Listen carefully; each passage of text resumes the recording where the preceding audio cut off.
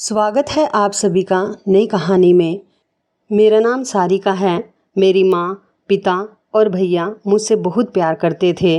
मेरी माँ और पिता ने बड़ी मुश्किलों का सामना करके हमारी परवरिश की। अब मेरी शादी होने वाली थी। शादी से पहले भाभी ने मुझ पर इतना बड़ा इल्ज़ाम लगाया कि मैं हैरान रह गई थी। मुझे तो यकीन भी नहीं आ रहा था कि मेरी इतनी प्यारी भाभी मुझ पर इतना बड़ा इल्ज़ाम लगा सकती है कि मेरी बारात वापस लौट गई। भैया ने कहा कि मेरी बहन से कोई तो शादी कर लो। आखिरकार भैया की इज्जत का सवाल था। भैया को मुझ पर बहुत गुस्सा आ रहा था और माँ बार बार मुझे दुहाई दे रही थी, कह रही थी कि तू पैदा होने से पहले ही मर क्यों नहीं गई। ये दिन आने से पहले काश मैं ऊपर वाले को प्यारी हो जाती। माँ के मुँह से ऐसे शब्द सुनकर मेरा दिल कट रहा था। एक तरफ भाभी खड़ी मुस्कुरा रही थी, ऐसे जैसे उन्होंने बहुत बड़ी जंग जीत ली हो। लेकिन इधर मेरी ज़िंदगी का सबसे बड़ा फैसला होने जा रहा था। मेरे भैया की इज्जत का सवाल था। मेरी बारात वापस जाने से पूरे गांव में उनकी बेइज्जती हो चुकी थी। लेकिन अब उनकी बहन को अगर कोई नहीं अपनाता तो वो किसी को मुंह दिखाने के लायक नहीं रहते और शायद मुझसे कोई दोबारा शादी भी ना करता। भैया अपनी किस्मत को बुरी तरह से कोस रहे थे और फूट फूट कर रो रहे थे जब हमारे ही गांव में मौजूद एक सब्जी वाला सामने आया और मेरे भैया से मेरा हाथ मांगने लगा। भैया ने मेरी शादी उसके साथ करवा दी, लेकिन मैं उसके साथ शादी नहीं करना चाहती थी। मगर बात इज्जत की थी और मुझ पर जो दाग लगा था वो सारी ज़िंदगी भी धुल नहीं सकता था। इसलिए मैंने अपनी ख्वाहिश जाहिर नहीं की और खामोश होकर वैसा ही किया जैसा मेरे भैया चाहते थे।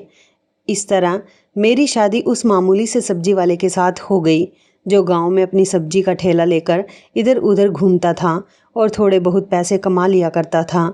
मैं जब विदा होकर उसके घर आई तो कमरे में बैठी अपनी किस्मत के बारे में सोच सोच कर रो रही थी कि मैंने अपनी शादीशुदा ज़िंदगी को लेकर कितने हसीन सपने अपनी आँखों में सजाए थे। मेरा पति जब कमरे के अंदर आया तो मेरे करीब बैठकर उसने मुझे एक ऐसी बात बताई जिसे सुनकर मेरे होश उड़ गए। मुझे नहीं पता था कि मेरा पति इतना खतरनाक। बड़े अरमानों से हम अपनी भाभी को अपने घर में लेकर आए थे। आखिरकार मेरा एक ही भाई था और मैं चाहती थी कि मैं कुछ समय तक अपनी भाभी के साथ रहूं। मेरी कोई बहन नहीं थी, इसलिए मैं अपनी भाभी को अपनी बहन बनाकर उसके साथ अपनी ज़िंदगी को एंजॉय करना चाहती थी। हम उत्तर प्रदेश के झांसी ज़िले के एक छोटे से गांव के रहने वाले थे। हमारे गांव के लोग आपस में बड़े प्रेम और मोहब्बत से रहा करते थे। हमारे गांव में मान मर्यादाओं को अहमियत दी जाती थी। मेरे भैया शहर में नौकरी करते थे और उनको शहर की ही एक लड़की से मोहब्बत हो गई थी। हम घर में 4 लोग थे, माँ, पापा, मैं और भैया। भैया अपनी पढ़ाई पूरी करने के बाद शहर नौकरी करने के लिए चले गए थे क्योंकि भैया का मानना था कि मैं पढ़ा लिखा हूँ, मेरे मेल की यहाँ कोई भी नौकरी नहीं है। पापा को इस बात से कोई प्रॉब्लम नहीं थी। मैं भी काफ़ी पढ़ लिख गई थी। मैं भी चाहती थी कि मैं भी नौकरी करूं, लेकिन पापा और माँ ने मुझे नौकरी करने से रोक दिया। मैं अपने भैया से सिर्फ 3 साल छोटी थी। हम सभी लोग भैया से बहुत ज़्यादा प्यार करते थे। इस घर में वही होता था जैसा भैया कहा करते थे। भैया ने जब हमें अपनी पसंद के बारे में बताया तो हम लोगों को इस बात से कोई ऐतराज़ नहीं था कि भैया लव मैरिज करना चाहते हैं। लेकिन जब भैया ने भाभी का हमें फ़ोटो सेंड किया तो हमें बहुत खुशी हुई थी क्योंकि भाभी बहुत सुंदर थी और शहर की पढ़ी लिखी लड़की थी, लेकिन वो गरीब फैमिली से बिलोंग करती थी। इस बारे में जब भैया ने हमें बताया तो मेरे माँ पापा को कोई ऐतराज़ नहीं था। हम लोग भी मिडिल क्लास लोग थे। भैया ने माँ पापा से कहा था कि आप लोग शहर आ जाइए और गरिमा के घर रिश्ता लेकर चले जाइए। माँ पापा ने शहर जाने में देरी नहीं की, बल्कि वो तो अगले ही दिन शहर चले गए थे और गरिमा भाभी के घर रिश्ता लेकर पहुंच गए। उनके घर वालों से माँ पापा की जान पहचान हो गई थी और उसके बाद ही गरिमा भाभी और मेरे अरविंद भैया का रिश्ता तय हो गया था। मैं बहुत खुश थी कि अब मुझे अपने भैया की शादी की शॉपिंग करनी चाहिए और मैंने उन दोनों की शादी में किसी तरह की कोई कमी नहीं छोड़ी थी। खूब जमकर हंगामा किया था और खूब जमकर शॉपिंग की थी। भाभी के घर वालों ने बताया था कि उनके रिश्तेदार भी हमारे गांव में ही रहते हैं। हमारी उनसे जान पहचान हो गई थी। वो भाभी के कोई दूर के रिश्तेदार नहीं थे, बल्कि भाभी की मौसी का घर तो हमारी गली में ही था। भाभी के आ जाने से घर में एक अजीब सी रौनक लग गई थी। घर का माहौल खुशियों भरा हो गया था।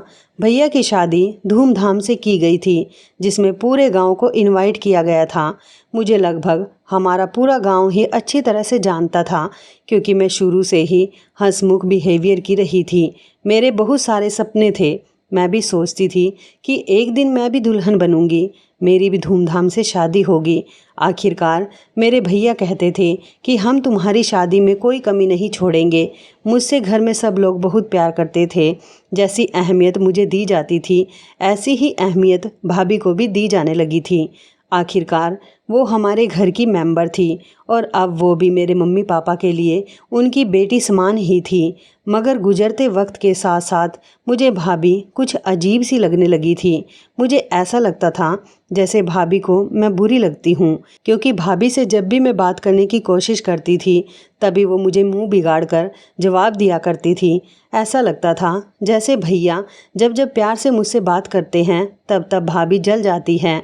शायद ये सब कुछ भाभी से बर्दाश्त नहीं होता था कि उनके पति उनके अलावा उनके हिस्से का प्यार किसी और पर लुटा दे। मगर वो मेरे भाई थे, उनके लिए भाभी की एक अलग जगह थी और मेरे लिए अलग। तो फिर भाभी के दिल में यह ख्याल कैसे आ सकता था? भाभी को ऐसा लगता था जैसे अपने पति की मोहब्बत की हकदार सिर्फ वही है और कोई नहीं। फिलहाल वक्त किसी तरह से गुजरता जा रहा था।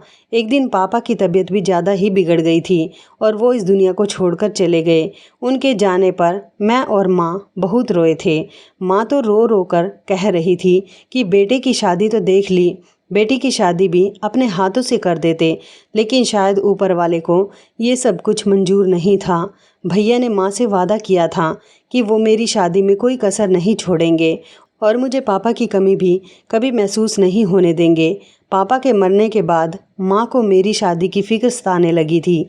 उनका कहना था कि बेटा, तुम्हारे पापा तो इस दुनिया से चले गए, मैं भी बीमार रहती हूँ, मैं चाहती हूँ कि अपने जीते जी तुम्हारी शादी कर दूँ। लेकिन मैं इस बारे में क्या बोल सकती थी? मैं तो खामोश ही रहती थी। मेरे बड़े मेरे लिए जो फैसला करते वही मेरे लिए सही था और मुझे उनकी मर्जी पर ही अपना सिर झुका देना था। माँ मेरे लिए रिश्ते तलाश कर रही थी। भैया अभी भी शहर में नौकरी कर रहे थे, लेकिन वो पहले तो महीने में एक बार गांव आते थे। जब से पापा की मौत हुई थी तब से वो हर हफ्ते यहाँ आने लगे थे। भाभी घर का कोई काम नहीं करती थी, सारे ही काम माँ किया करती थी। लेकिन माँ ने कभी इस बारे में ना तो भाभी से शिकायत की थी और ना ही भैया से। मैंने माँ से कहा भी था कि भाभी की इन हरकतों के बारे में हमें भैया से कहना चाहिए या फिर भाभी से ही बात करनी चाहिए। मेरी माँ कहती थी कि बेटा, ये तुम कैसी बातें कर रही हो? मैं अपनी बहू के दिल से उतरना नहीं चाहती। बहू तो पहले ही घर के सारे काम करती है। अरे जब अरविंद आ जाता है तब तो वो घर के सारे ही काम करती है ना। माँ की बात पर मैं खामोश हो गई थी। मैं खुद भी घर के सारे काम किया करती थी। भाभी के साथ मेरा बिहेवियर बहुत अच्छा रहता था। बस भाभी का ही कभी कभी मूड मेरी तरफ से ख़राब हो जाता था। भैया जब भी गांव आते थे शहर से मेरे लिए थोड़ा बहुत सामान लेकर आया करते थे, क्योंकि भैया को भी अब मेरी शादी की फ़िक्र हो रही थी। जैसे माँ मेरे लिए रिश्ते तलाश कर रही थी, ऐसे ही भैया मेरी शादी का इंतज़ाम करते हुए चल रहे थे। ये सब ना जाने क्यों भाभी को बिल्कुल भी अच्छा नहीं लगता था। भाभी कह रही थी कि अभी तो सारिका का रिश्ता भी नहीं लगा और आप अभी से उसके दहेज का सामान लाने लगे हो। भैया कहते थे कि सारिका मेरी इकलौती बहन है, मैं उसको ढेर सारे दहेज के साथ विदा करूँगा। मेरी बहन को अपने ससुराल में कोई कमी नहीं होनी चाहिए। कुछ समय गुजर गया था, तभी गांव के एक जमींदार के यहाँ से मेरा रिश्ता आया था। भैया और माँ तो इस रिश्ते से बहुत खुश हुए थे और उन्होंने फ़ौरन ही रिश्ते के लिए हाँ कर दी थी, क्योंकि लड़का शहर का पढ़ा लिखा था और फिर गांव के सबसे बड़े जमींदार का बेटा था, जो हमारे गांव के अमीर लोगों में आते थे। ये रिश्ता खुद हमारे घर चलकर आना हमारे लिए सौभाग्य की बात थी। अभी सिर्फ मेरा रिश्ता ही तय हुआ था और लड़के वालों की तरफ से खबर आई थी कि वो एंगेजमेंट करना चाहते हैं। मेरी एंगेजमेंट खूब धूमधाम से की गई थी। हम सब लोग बहुत खुश थे। मैं भी इस रिश्ते से राजी थी। मैं हमेशा ही यही सोचती थी कि मेरी शादी एक ऐसे इंसान के साथ हो जो मेरा हमेशा ख्याल रखे और जहाँ मेरी हर ख्वाहिश पूरी की जाए। मेरा होने वाला पति रचित बहुत अच्छा था और गांव का सबसे हैंडसम लड़का था, जिसको गांव की लगभग सारी ही लड़कियां पसंद करती थी। मैं अपने आप को बहुत खुशकिस्मत समझ रही थी, जिसकी शादी एक ऐसे इंसान से होने जा रही थी जिसको गांव की सारी लड़कियां अच्छा समझती थी। लेकिन एंगेजमेंट वाले दिन कुछ ऐसा हुआ जिसने हमारी खुशियों को कम कर दिया था। मेरी खुशी रचित के साथ जुड़ चुकी थी। मैं इस रिश्ते से बहुत खुश थी और मेरी ये खुशी मेरे परिवार वाले अच्छी तरह से नोटिस कर रहे थे कि जब से मेरा रिश्ता लगा है मेरी खुशी का ठिकाना नहीं है। एंगेजमेंट वाले दिन रचित के परिवार वालों ने मेरे भैया से बातचीत की और उनसे कहा कि हमारा बेटा शहर से पढ़ लिख कर आया है और हम लोग भी कम पैसे वाले नहीं हैं। हम आपसे लेन देन की बात करना चाहते हैं। भैया ये सब सुनकर चौंक गए थे। उन्होंने कहा कि हमारा बेटा सबसे ज़्यादा समझदार और अच्छा है। हम चाहे तो उसके लिए आपकी बहन जैसी ढेर सारी लड़कियां ला सकते हैं, मगर हमने आपकी बहन को सिलेक्ट किया क्योंकि हमें अपने रचित के लिए वही लड़की पसंद आ गई थी। भैया कहने लगे कि मैं आप लोगों की बात नहीं समझ पा रहा। आप किस तरह के लेन देन की बात कर रहे हो। उन्होंने कहा कि हमें यही कोई 40 तोले सोना और दहेज का लग्जरी सामान और 20 लाख रुपए कैश चाहिए। ये बात सुनकर तो भैया के होश उड़ गए थे। भैया ने कहा कि ये आप लोग क्या कह रहे हो। मैं इतने सारे जेवरों का और पैसों का इंतजाम कहाँ से कर सकता हूँ। मैं तो खुद एक मामूली सी नौकरी करता हूँ। हाँ, मगर मैं इतना ज़रूर कर सकता हूँ कि अपनी बहन को लग्जरी दहेज दे सकता हूँ। ये बात सुनकर रचित के परिवार वालों ने हंगामा करना शुरू कर दिया। उन्होंने कहा कि हमारे बेटे के लिए लड़कियों की कमी नहीं है। हम चाहें तो हमें इससे भी ज़्यादा दहेज के साथ आपकी बहन से भी अच्छी लड़की मिल सकती है। आप तो शहर में अच्छी नौकरी करते हो, अच्छा कमा लेते हो, तो क्या अपनी बहन को इतना दहेज भी नहीं दे सकते। ये बात सुनकर मेरे भैया कुछ परेशान हो गए थे।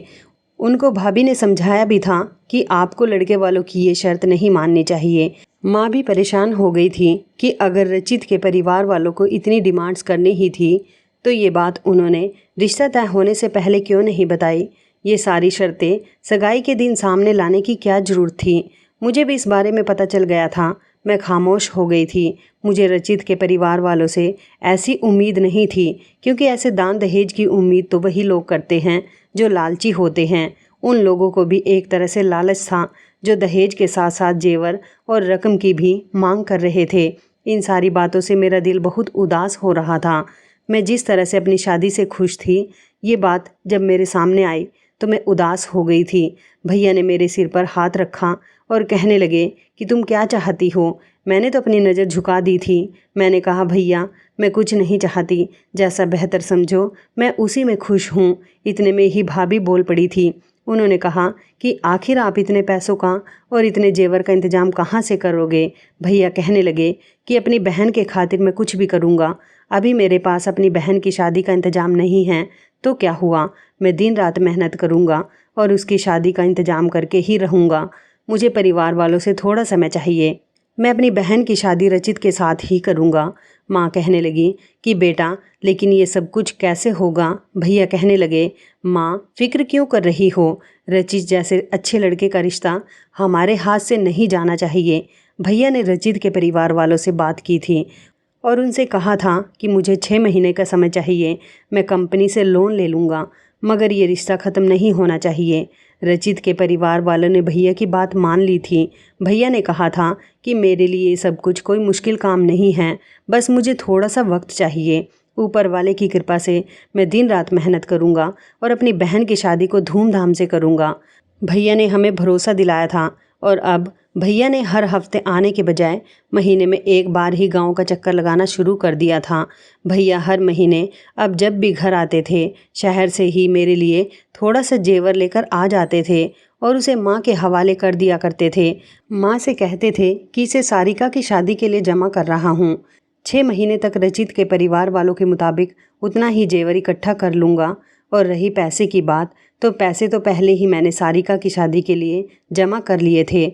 मैं खुश थी कि मेरे भैया मेरे लिए बहुत कुछ कर रहे थे, मगर इन सब के दौरान भाभी का मूड दिन ब दिन खराब होता जा रहा था। जब भी भैया घर आते थे वो भैया से छोटी छोटी बात पर झगड़ा करने लग जाते थे और मुझसे तो वो बात करना भी पसंद नहीं करती थी। हमेशा घर के कामों के दौरान वो मुझे छोटी छोटी बातों पर ताना दिया करती थी। कहती थी कि मेरा पति तुम्हारी वजह से दिन रात मेहनत कर रहा है, उसे अपनी सेहत का भी कोई ख्याल नहीं, ये सब सिर्फ तुम्हारी वजह से हुआ है। मैं भाभी से कहती थी कि भाभी भैया ये सब कुछ अपनी खुशी से कर रहे हैं। मैंने तो उनसे कहा था कि आप लोग जैसा चाहोगे वैसा कर सकते हैं, मैं भी अपने भैया को परेशान नहीं करना चाहती हूँ। भाभी कहने लगी कि शराफत के ड्रामे मेरे सामने मत कर, जितनी अच्छी बनने की तुम कोशिश करती हो इतनी अच्छी तुम हो नहीं। मैं भाभी की इस बात पर खामोश हो जाती थी। वो अक्सर माँ और भैया के सामने अच्छी बनने की कोशिश करती थी, पीछे तो हमेशा उनका मूड खराब ही रहता था। जैसे तैसे 6 महीने भी गुजर गए थे। मेरी शादी का वक्त करीब आ रहा था। भैया 15 दिन के लिए अपने ऑफिस से छुट्टी लेकर गांव आ गए थे। भैया वहां से भी मेरे लिए काफ़ी सारा सामान लेकर आए थे। जिस दिन भैया आए थे मैं बहुत खुश थी और मुझे रोना भी आ रहा था कि अब मैं इस घर को छोड़कर जाने वाली हूँ। घर में मेरी शादी की तैयारियां चल रही थी और इसी दौरान हमें एक नई खुशखबरी मिली जिसने हम सब के होठों पर ढेर सारी मुस्कुराहट ला दी थी। वो खुशखबरी ये थी कि भाभी माँ बनने वाली थी। हम सब लोग बहुत खुश थे। मेरी शादी का लगभग सारा इंतजाम भी हो चुका था। भैया ने सारे ही जेवर इकट्ठे कर लिए थे और वो पैसे भी शहर से लेकर आए थे। वो सारा ही सामान मेरी माँ की अलमारी की तिजोरी में रख दिया गया था। ये बात मेरी शादी से 3 दिन पहले की है, जब रात के समय हम लोग खुशी खुशी एक साथ खाना खाने के बाद अपने अपने कमरों में चले गए थे। मगर ना जाने क्यों खाना खाते ही मुझे बहुत तेज़ नींद आ रही थी। कुछ ऐसा ही माँ ने भी कहा था और भैया भी उस दिन जल्दी ही अपने कमरे में सोने के लिए चले गए थे। अगले दिन सुबह मेरी आँख खुली तो सुबह के 11 बज रहे थे और मेरा सिर भी बहुत भारी हो रहा था। मैं इतना तो कभी भी नहीं सोती थी। मैं जैसे ही कमरे से निकलकर बाहर गई तो मुझे पता चला कि आज तो माँ भी देर तक सो रही हैं और भैया भी सोए हुए हैं, बस भाभी ही जाग रही थी। बड़ी ही अजीब बात है, जो सब लोगों को इतनी नींद आ रही थी ऐसा हमारे घर में पहली बार हुआ था। हमारे घर के सभी लोग सुबह के 7 या 8 बजे तक उठ जाया करते थे। इतनी देर तक तो कोई भी नहीं सोता था। तो फिर सबको क्या हो गया था? भैया और माँ तो काफ़ी देर से उठे थे। मुझे लगा था कि शायद शादी की तैयारियों की कुछ ज़्यादा ही थकान हो रही है, तभी तो हम लोग इतनी देर से जाग रहे थे। अजीब बात ये थी कि हम तीनों के ही सिर में दर्द हो रहा था, जबकि भाभी बिल्कुल ठीक ठाक थी। धीरे धीरे शादी वाला दिन भी आ गया था। शादी वाले दिन दोपहर के समय भैया ने भाभी से कहा था कि माँ की अलमारी से निकाल कर सारे जेवर ले आओ। थोड़ी देर बाद जब भाभी वापस आई तो उन्होंने मेरे पास आते ही एक झटके से मेरा बाजू पकड़ लिया और कहने लगी कि बताओ जेवरात कहाँ हैं। मैंने उनको चौंक कर देखा। मैंने कहा भाभी आप ये क्या कह रही हो? भैया ने भी पूछा क्या कर रही हो? छोड़ो मेरी बहन को, क्या बात है बताओ मुझे। भाभी कहने लगी कि मैं काफ़ी दिन से सोच रही हूँ कि आपको बताऊं कि आपकी बहन का किसी से चक्कर चल रहा है, लेकिन मैंने सोचा कि आप तो अपनी बहन पर बहुत भरोसा करते हो, वहाँ अलमारी में जेवर मौजूद नहीं हैं। भैया कहने लगे तो फिर जेवर कहाँ गए? भाभी बोली कि तुम्हारी बहन को ही पता होगा, इससे पूछो, मैंने खुद अपने इन कानों से इसके आशिक के साथ बातें करते हुए सुना था। ये उसके साथ भागने की प्लानिंग बना रही थी।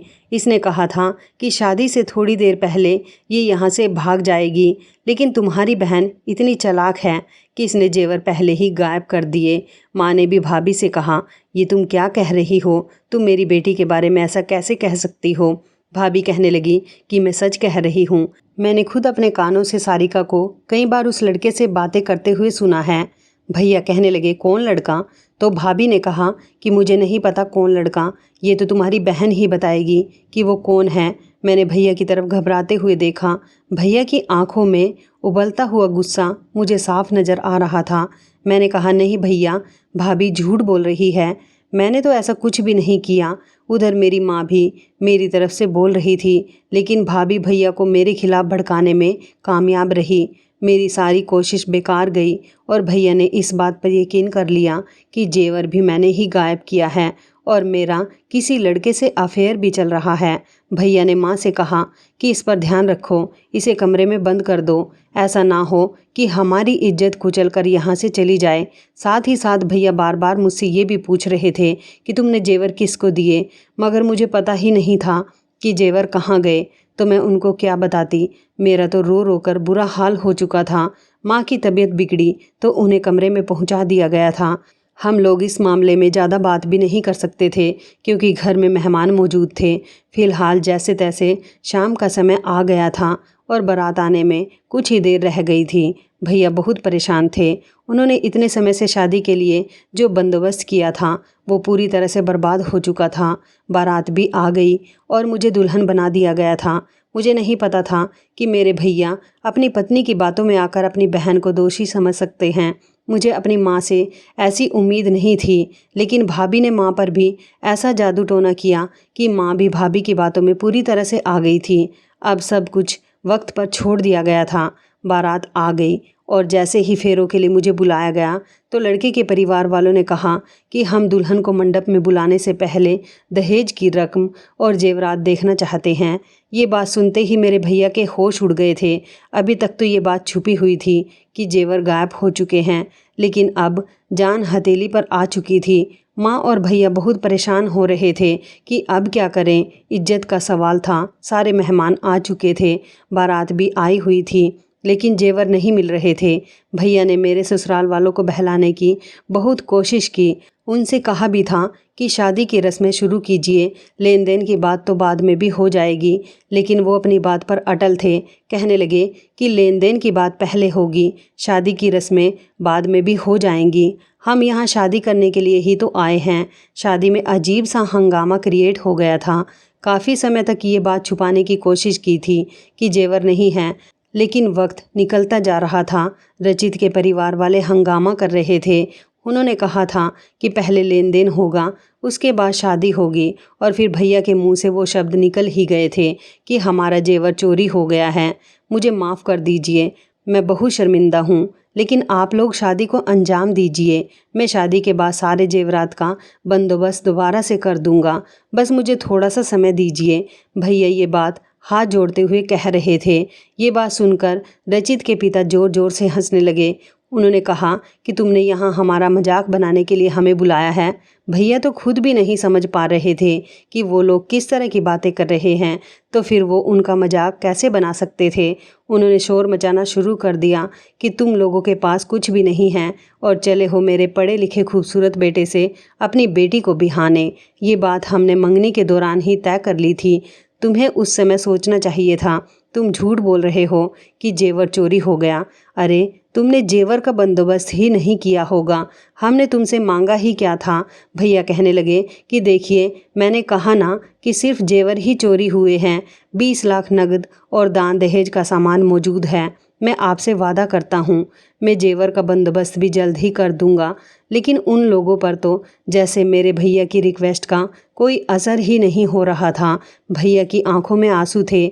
उन लोगों ने एक न सुनी और बारात वापस लेकर जाने लगे थे। मेरे भैया उनके पैरों में गिरकर उनसे माफ़ी मांगने लगे, उनसे मिन्नतें करने लगे, मगर उन पर कोई असर नहीं हुआ। भाभी एक तरफ खड़ी ये सारा तमाशा देख रही थी। जिनकी लगाई हुई ये आग थी, जेवर कहाँ गए थे, किसने लिए थे, ये तो मैं नहीं जानती थी, लेकिन मेरे किरदार पर जो उन्होंने सवाल उठाया था वो बेहद ही बुरा था। मेरी बारात वापस जा चुकी थी। मेरे भैया ने मेरी शादी का जो इंतज़ाम किया था वो सब धरा का धरा रह गया था, सिर्फ उन जेवरात की वजह से जिसका वो ना जाने कितने समय से इंतज़ाम करते हुए आ रहे थे। भैया मेरे करीब आए और उन्होंने मेरे मुंह पर थप्पड़ मार दिया। कहने लगे कि आज सब कुछ तुम्हारी वजह से हुआ है, तुम्हारी वजह से मुझे बेइज्जती का सामना करना पड़ रहा है। सारे मेहमानों के सामने भैया ने मुझ पर हाथ उठाया था। इस बात ने मेरा दिल तोड़कर रख दिया था। माँ भी मुझे बद्दुआ दे रही थी, कह रही थी तू जन्म से पहले ही क्यों नहीं मर गई। अगर तू पहले मर जाती तो आज हमें ये दिन नहीं देखना पड़ता। लेकिन मैं उन लोगों को समझा रही थी कि मैंने तो कुछ भी नहीं किया है। कोई मेरी बात ना तो सुनने के लिए तैयार था और ना ही समझने के लिए। भाभी के चेहरे पर एक अजीब सी शातिराना मुस्कुराहट थी। मैं समझ गई थी कि ये सब भाभी ने किया है। उन्होंने मेरे साथ अच्छा नहीं किया था। मेरे भाई की बहुत बेइज्जती हो रही थी। भैया कहते थे कि इस समय कोई मेरी इज्जत रख ले, कोई तो इसे अपना ले। भैया अपनी पगड़ी हाथ में पकड़कर फूट फूट कर रो रहे थे और मेरी माँ की तबीयत बिगड़ती जा रही थी। आसपास खड़े सारे ही लोग तमाशा देख रहे थे। भैया कहने लगे कि अब मेरी बहन से शादी कौन करेगा। दहेज की वजह से मेरी बहन की बारात वापस लौट गई। अब मैं क्या करूं? हम सब लोग ही फूट फूट कर रो रहे थे जब अचानक मेहमानों के बीच से एक ज़ोरदार आवाज़ आई और हमने जैसे ही उधर की तरफ नज़र डाली तो हम सब लोग दंग रह गए थे जब वो इंसान हमारे सामने आया और कहने लगा कि मैं आपकी बहन से शादी करूंगा, क्या आप अपनी बहन का हाथ मेरे हाथ में देना पसंद करोगे? ये सवाल सुनते ही भैया ने चौंक कर उसकी तरफ देखा। ये तो हमारे गांव में सब्जी बेचता है। ये शब्द मेरे पीछे खड़ी हमारी गांव की कमला चाची ने कहा था। उनकी बात पर उसने कहा कि जी, मैं गांव में अपना सब्जी का ठेला लेकर घर घर सब्जी बेचता हूँ। इतना तो कमा ही लेता हूँ कि आपकी बहन का पेट इज्जत से भर सकूँगा। ज़रा आप सोचिए, जिस परिवार में आप अपनी बहन की शादी करना चाहते थे, इस बात की क्या गारंटी है कि बहुत सारा दान दहेज देने के बाद भी आपकी बहन वहाँ खुश रहती? अरे वो तो लालची लोग थे। उन लोगों के लिए तो सबसे बड़ी दौलत ये थी कि वो आपकी बहन को अपने घर की बहू बनाने जा रहे थे और वो लड़का जिसके साथ आपकी बहन की शादी होने जा रही थी, वो खामोशी से अपने माता पिता की कही हुई हर बात को सुनता रहा। वो पढ़ा लिखा था, उसे इस बात पर ऑब्जेक्शन उठाना चाहिए था, मगर वो बिल्कुल खामोश रहा। उसे तो वही सब ठीक लगा जैसा उसके माता पिता कह रहे थे। आप अपनी बहन को इतना सारा दान दहेज देकर विदा करते और शादी के बाद भी ससुराल वाले आपकी बहन पर अत्याचार करते, तब भी वो लड़का खामोशी से सब कुछ देखता रहता, लेकिन कभी अपनी पत्नी का रखवाला नहीं बनता। उसने मेरे भैया के सामने हाथ जोड़ दिए और कहने लगा कि देखिए, मैं भले ही कम कमाता हूँ, लेकिन आपकी बहन का सारी ज़िंदगी बहुत ख्याल रखूँगा। मैं आपसे इस बात का वादा करता हूँ। ये सारी बातें सुनकर भैया के दिल में एक आस जाग गई थी। वो उसकी बातों से इम्प्रेस हुए थे और इस तरह उन्होंने मेरी शादी उसके साथ करने का फ़ैसला कर लिया था। लेकिन दिल ही दिल में मैं सोच रही थी कि मेरी ज़िंदगी में एक ऐसा मोड़ आ गया। जहाँ मैं रचित के सपने देख रही थी, वहाँ आज मेरी शादी रचित के अलावा एक मामूली से सब्जी वाले से हो रही थी।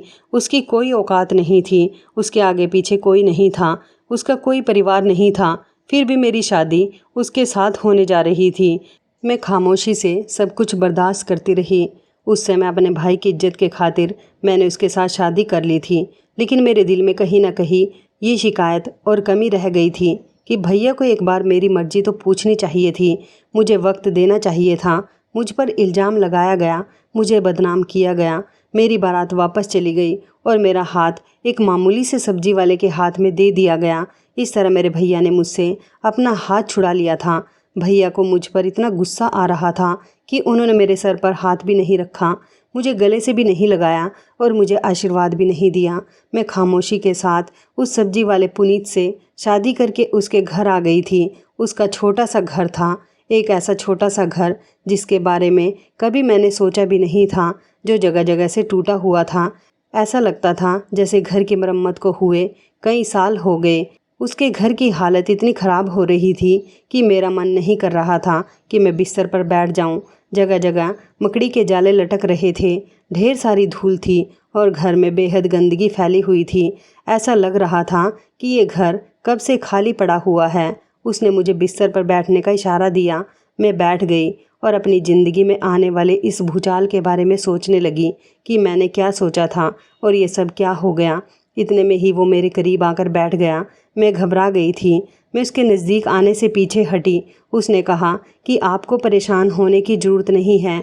उसने हाथ बढ़ाते हुए मुझे एक छोटा सा गिफ्ट दिया और कहने लगा, ये मैं आपके लिए लाया हूँ। मुझे लगा कि कोई मामूली सा तोहफ़ा होगा, लेकिन जैसे ही मैंने उसका गिफ्ट खोल कर देखा तो मेरे होश उड़ गए थे। उसमें तो हीरे की अंगूठी थी। उसके घर की हालत देखकर तो मुझे अपने हाथों में मौजूद हीरे की अंगूठी देखकर विश्वास नहीं हो रहा था। उसने कहा कि आप क्या सोच रही हो? मैंने कहा कुछ नहीं, ये इतनी महंगी अंगूठी आपके पास। तभी वो मेरी बात पर हंसने लगा और कहने लगा कि मैं आपको अपने बारे में कुछ बताना चाहता हूँ। अब मेरी आपसे शादी हो चुकी है, इसलिए मैं आपसे कुछ भी नहीं छुपाऊँगा। दरअसल मैं झारखंड से आया हूँ और वहाँ के इलाके का डीएम हूँ। काफ़ी समय से मुझे लोगों से शिकायत मिल रही थी कि इस गांव में कुछ लोग ज़मीनों का अवैध कारोबार कर रहे हैं। मैं बस उन लोगों के बारे में जानने के लिए और उनकी तलाश करने के लिए ही यहाँ आया था। तभी मैंने अपनी पहचान बदल ली और मैं सब्जी वाला बन गया था। मुझे यहाँ आए हुए 10 दिन से ज़्यादा गुजर गए। मैं यहाँ इस घर में रह रहा हूँ। सारा दिन मैं सब्जी वाला बनकर इधर उधर घूमता रहता हूँ ताकि हर चीज़ पर मेरी नज़र रह सके और मुझे उन लोगों के बारे में पता चल सके जो यहाँ ज़मीनों पर अपना अवैध कब्जा करके बैठ गए हैं। मैंने देखा है कि इस गांव की कंडीशन भी बहुत ख़राब है। सरकार इस गांव पर ज़्यादा ध्यान नहीं दे रही। मैं गांव के लोगों की मदद करना चाहता हूँ, यहाँ विकास करना चाहता हूँ। मैंने देखा है कि यहाँ की सड़कें बहुत ख़राब हैं। आज जब मैंने तुम्हारे लाचार भाई को देखा और देखा कि यहाँ दहेज प्रथा बहुत मामूली सी चीज़ है, दहेज पूरा ना होने पर तुम्हारी बारात वापस लौट गई, तो ये सब मुझसे देखा नहीं गया। इसलिए मैं आगे आ गया और उस समय तुम्हारे भाई की इज्जत बचाने के लिए मैंने तुमसे शादी कर ली। तुम्हें मैंने पहली बार नहीं देखा, 1-2 बार और मैं तुम्हें देख चुका हूँ। जब तुम अपने घर से निकलती थी मुझे तुम पसंद आ गई थी और आज मेरी पसंद को ऊपर वाले ने मेरा कर दिया। मैं खुश हूँ तुमसे शादी करके। पुनीत की बातें सुनकर तो मुझे अपने कानों पर विश्वास नहीं हो रहा था। जिस इंसान को मैं एक मामूली सा इंसान समझ रही थी वो डीएम था। पुनीत कहने लगा कि ऊपर वाले की कृपा से मेरे पास सब कुछ है। मैं तुम्हें अपने साथ अपने घर ले जाऊंगा। बस मैं जिस काम से यहाँ आया हूँ मेरा वो काम हो जाए। पुनीत की बात सुनकर मेरी खुशी की इंतहा नहीं रही थी। ऊपर वाले ने मुझे रचित से भी ज़्यादा अच्छा इंसान दिया था। पुनीत एक अमीर इंसान और पढ़ा लिखा इंसान होने के साथ साथ एक ईमानदार इंसान भी था जिसने मेरा बहुत ख्याल रखा था। शादी के बाद इस टूटे फूटे घर की मैंने सफाई की थी और इसको रहने के काबिल कर दिया था, क्योंकि पुनीत यहाँ पर थोड़ी बहुत देर के लिए ही आया करते थे ताकि उन पर किसी को शक ना हो। उनके पास बहुत सारे पैसे थे, वो मेरी हर ख्वाहिश को पूरा किया करते थे। भाभी को लगा था कि गांव के सब्जी वाले के साथ शादी करने के बाद मेरी ज़िंदगी और ज़्यादा ख़राब हो जाएगी, तभी तो वो मेरी विदाई पर हंस रही थी। लेकिन मुझे नहीं पता था कि मेरी ज़िंदगी रचित से ज़्यादा तो पुनीत के साथ अच्छी गुजरेगी। मैं बहुत खुश थी। पुनीत ने मुझे ढेर सारी शॉपिंग करवाई थी। मैं शादी के कुछ दिनों बाद जब अपने मायके गई तो ये देखकर मुझे बेहद अफसोस हुआ था कि भाभी बेहद बीमार थी और पता चला कि भाभी का मिसकैरेज हो गया, जिस पर भाभी फूट फूट कर रो रही थी। मगर मेरी ऐसी हालत देखकर वो हैरान रह गई थी। उन्हें तो लगता था कि मैं पुनीत से शादी करने के बाद गरीबी की ज़िंदगी गुजार रही होंगी, लेकिन जब उन्होंने मेरे ठाट बाट देखे तो उनकी आंखें फटी की फटी रह गई थी। मैं भाभी के पास गई और मैंने भाभी को बताया कि आपने मेरे साथ बहुत बुरा किया। आपको आपके किए की सज़ा ऊपर वाले ने दे दी और आपने जो मेरे साथ किया उसको मैंने खामोशी से बर्दाश्त किया, तो ऊपर वाले ने मुझे भी उसका फल दे दिया। मेरा पति कोई मामूली सा सब्जी बेचने वाला नहीं है, बल्कि वो एक बहुत बड़ा अधिकारी है और यहाँ किसी केस के सिलसिले में आया हुआ है। मेरी पूरी बात सुनने के बाद भाभी फूट फूट कर रोने लगी और कहने लगी कि मुझे माफ़ कर दो, तुम ठीक कहती हो, मैंने तुम्हारे साथ गलत किया। मैंने अपने बच्चे के लिए अपनी आंखों में न जाने कितने सपने सजाए थे, मेरे वो सारे सपने टूट गए, बिल्कुल उसी तरह जिस तरह मैंने तुम्हारी खुशियाँ छीन ली। तुम्हारे जाने के बाद मैं सीढ़ियों से गिर गई और मैंने अपने बच्चे को खो दिया। मैंने कहा, भाभी आपने मेरे साथ ये सब कुछ क्यों किया था? भला मैंने आपका क्या बिगाड़ा था? आपने मुझे मेरे ही भैया की नज़रों में गलत साबित कर दिया। आखिर आपने ऐसा क्यों किया? भाभी रोते हुए कहने लगी, दरअसल मुझे ये सब कुछ बहुत बुरा लगता था कि मेरे पति तुम पर हक क्यों जताते हैं। वो मुझसे ज़्यादा तुम्हें अहमियत देते थे। जब मुझे पता चला कि वो तुम्हारी शादी के लिए ढेर सारे जेवर का बंदोबस्त कर रहे हैं तब मुझसे रुका नहीं गया और मैंने एक रात घर के सारे लोगों को रात के खाने में नींद की दवाई मिलाकर दे दी थी, जिससे सब लोग गहरी नींद में सो गए। फिर मैंने तिजोरी से जेवर चुराकर अपनी मौसी के घर रख दिए और इल्ज़ाम तुम पर लगा दिया कि तुमने किसी लड़के को वो जेवर दिए हैं और तुम्हारा उसके साथ अफेयर भी चल रहा है। तुम भागने वाली हो। तुम्हारे भैया ने मेरी बातों पर यकीन कर लिया। वो हाथ जोड़कर फूट फूट कर रोने लगी थी। उन्होंने कहा कि मैं उस जेवर को अपने काम में लेना चाहती थी। मुझे ये बात बिल्कुल भी अच्छी नहीं लगी कि मेरे पति ने अपनी बहन के लिए इतना सब कुछ किया। भाभी मुझे रोते हुए अपनी कहानी बता रही थी। इतनी ही देर में भैया कमरे के अंदर आ गए और उन्होंने भाभी की बताई हुई एक एक बात सुन ली थी। आज ये सच्चाई भैया के सामने आ गई तो भैया भाभी पर बहुत बरसने लगे और मेरे आगे शर्मिंदा होने लगे। कहने लगे कि मुझे माफ़ कर दो, मैं तुम्हारी भाभी के कहने में आ गया था। गलती सिर्फ तुम्हारी भाभी की नहीं बल्कि मेरी भी है। मुझे इसकी बातों में नहीं आना चाहिए था और अपनी बहन पर भरोसा करना चाहिए था, लेकिन मैं बहुत शर्मिंदा हूँ, मुझे माफ़ कर दो। मैंने कहा नहीं भैया, आपने कोई गलती नहीं की। भाभी भी रो रो कर मुझसे माफ़ी मांग रही थी, लेकिन भैया ने कहा था कि मैं कभी तुम्हें माफ़ नहीं करूँगा, भले ही मेरी बहन तुम्हें माफ़ कर दे। मैंने भैया को पुनीत के बारे में भी सब कुछ बता दिया, जिस पर भैया के दिल को एक अजीब सा सुकून मिला था। भैया कहने लगे कि मुझे तो विश्वास ही नहीं हो रहा कि तुम सच कह रही हो। भैया ने भाभी को माफ़ नहीं किया था, लेकिन मैंने अपने भैया भाभी को माफ़ कर दिया था। भाभी भैया का दिल जीतना चाहती थी। भैया को इस बात पर गुस्सा था कि उन्होंने अपनी बेकसूर बहन को उसके दिल से उतार दिया था। भाभी भैया को मनाने की बहुत कोशिश कर रही थी। मैं तो फिर अपने घर आ गई थी, लेकिन अगले ही दिन जब भाभी मेरे घर आई तो मैं उनको देखकर हैरान रह गई। उन्होंने मुझसे घर आकर दोबारा से माफ़ी मांगी थी और साथ ही पुनीत से भी बात की। उन्होंने पुनीत से कहा था कि मैं पढ़ी लिखी हूँ और काफ़ी कुछ जानती हूँ, मैं अपने पति से माफ़ी मांग रही हूँ। मैं मानती हूँ कि मैंने सारिका के साथ बहुत गलत किया, लेकिन मैं अपनी गलती सुधारना चाहती हूँ। भैया भाभी से बात नहीं करते थे, माँ भी भाभी से कोई ख़ास दिलचस्पी नहीं रखती थी, लेकिन भाभी ने फिर से माँ और भैया का दिल जीतने के लिए पुनीत की मदद की। पुनीत को वैसे भी कुछ साथियों की ज़रूरत थी, लेकिन उन्हें ज़्यादा बेहतर लगा कि वो अपने काम को कामयाब करने के लिए किसी गांव के ही इंसान का साथ हासिल करे। पुनीत और भाभी ने मिलकर उन लोगों का पता लगाया जो हमारे गांव में गैर कानूनी काम कर रहे थे और गरीबों की ज़मीनों पर कब्जा कर रहे थे। भाभी के साथ से पुनीत को काफ़ी सहारा मिला था, क्योंकि मेरी भाभी भले ही गरीब परिवार से थी, लेकिन उनके परिवार वालों ने उनको हाई एजुकेशन दिलवाई थी। ये बात जब भैया के सामने आई तो भैया ने भाभी को माफ़ कर दिया था और कहा था कि मैं सबसे ज़्यादा खुश इसलिए हूँ कि तुम्हें अपनी गलती का एहसास हो गया और तुमने अपनी गलती को सुधारने की कोशिश की। पुनीत ने आरोपियों को पकड़वाने के बाद जेल पहुँचा दिया था और उन पर कार्रवाई की थी। गांव में जितने भी चोर उचक्के थे उनको भी पकड़ा गया था। भाभी ने वो सारे जेवरात अपनी मौसी के घर से लाकर भैया को दे दिए थे। पुनीत ने दहेज प्रथा के खिलाफ भी आंदोलन किया था और लोगों को जागरूक किया था कि बेटियों को शिक्षा दिलाए ताकि वो खुद पर निर्भर हो सके। पुनीत ने गांव का विकास भी किया था, गांव की सड़कें बनवाई थी और वहां जितनी भी परेशानियां थी उनको ख़त्म कर दिया था। कुछ समय के बाद वो मुझे अपने साथ लेकर अपने घर आ गए थे। उनके परिवार वालों से मिलकर मुझे बहुत खुशी हुई थी। मेरी भाभी आज भी अपनी उस की गई गलती पर बेहद शर्मिंदा होती है। वक्त रहते अगर इंसान को अपनी गलती का एहसास हो जाए तब वो उसको सुधारने में कामयाब रहता है। ऊपर वाले ने भाभी को उनकी गलती की सज़ा कुछ इस तरह से दी थी कि उनकी गोद उजाड़ दी थी, लेकिन भाभी ने मुझसे माफ़ी मांग ली थी। अगर मैं गलत होती तो मेरी किस्मत में पुनीत जैसा इंसान ना लिखा होता। रचित के परिवार वालों के खिलाफ भी कार्रवाई की गई थी, क्योंकि वो लोग दहेज की मांग कर रहे थे। ऐसे लोग जो दहेज की मांग करते हैं, बहुओं से ज़्यादा उन्हें दहेज का लालच होता है। वो लोग कभी भी आपकी बेटी को खुश नहीं रख सकते। मैं पुनीत के साथ शहर आ गई हूँ और यहाँ अपने पति के परिवार के साथ बहुत खुश हूँ। मैं प्रार्थना करती हूँ कि ऊपर वाला मेरी भाभी की गोद फिर से भर दे, क्योंकि मैंने उन्हें दिल से माफ़ कर दिया है। तो दोस्तों, इस कहानी को लेकर आपकी क्या राय है, कमेंट बॉक्स में ज़रूर बताएं। और अगर कहानी अच्छी लगी हो तो प्लीज़ इसे लाइक करें, शेयर करें और चैनल को सब्सक्राइब ज़रूर करें। मिलते हैं किसी नई कहानी के साथ अगली वीडियो में। धन्यवाद।